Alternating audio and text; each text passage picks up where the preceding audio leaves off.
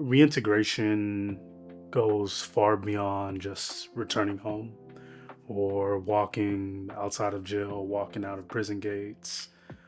It's about having a relationship with one's mother, one's parents, one's partner, one's children. Those are the things that really matter. Sometimes you need people around you who see something in you that you can't quite see in yourself in order to pull out the greatness within you. A lot of what reintegration is knowing what it means to create healthy networks of care. Some of it is just knowing what it's like to be a good friend and be a good community member. Like knowing signs of somebody when somebody is struggling. Knowing if folks like being checked in on via text or over the phone. I think for me, what reintegration means more than just returning home is about being in community, about feeling supported. And what I hear from like folks that I'm in community with is like not feeling left out. Reintegration is so hard. It is the hardest thing I have seen people go through, trying to find their way when they've been given zero skills. At the same time, they're trying to reconnect with their family and their children. And if you don't have a relationship in community, if you don't know people, the access to resources for reintegration is almost zero. It's going to be a little harder for individuals being incarcerated, but you got to just keep adapting and keep moving forward. Going to reclaim, at least some people can relate to what you're going through and guide you and give good advice. I didn't really know other people that had people inside, and as you visit and you start to learn there's other families that have incarcerated loved ones, you can connect with them. But having a support group where you can go and talk with other people that also have folks inside is really helpful, because it is still a huge stigma, and a lot of people are embarrassed to talk about having someone behind bars. Once you do, however, you realize that everybody knows somebody that is behind bars. A lot of times when you do a significant amount of time, the world's going to look different. It's going to look like another planet. How do you cope with that? It took a long time for us to get to the point where he was willing to do therapy with me. Culturally, it was not something that he was comfortable with. I didn't grow up thinking about therapy or anything like that.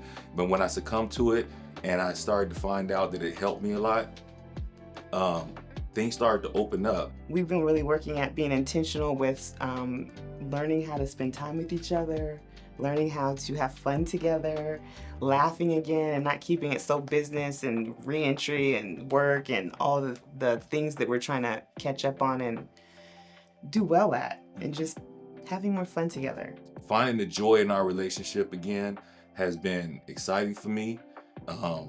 I'm excited about the journey to find that joy and do things with her that I never was trained to do in prison. What reentry doesn't cover is what it feels like to come home, what it feels like to try to meld yourself back into your family. I'm a big sister and I'm an aunt now, and I've moved into all these different roles that I only played through a phone call or through visits.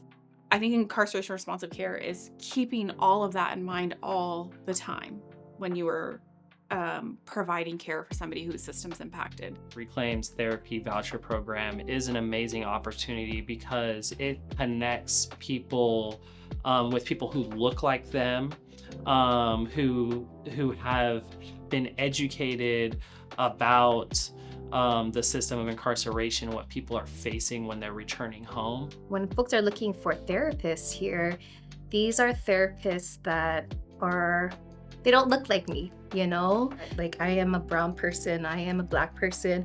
I kind of know what you're going through and actually understand you without being the spokesperson of your culture here. I think also as practitioners, as therapists, to be careful in the ways in which we can perpetuate the carceral system in our therapeutic work as well, and just being able to destigmatize and bring a broader narrative to maybe decrease any shame around the ways people have to move to survive sometimes, Wrapping the people who are returning home with care and support as a means of showing their children that their father, their mother, or their grandmother or their grandfather is somebody that is worthy of care. If we're able to be the best, healthiest version of ourselves, when we go out to try to fight collectively to change some systems, we know that we can get up the next day and go and do this work again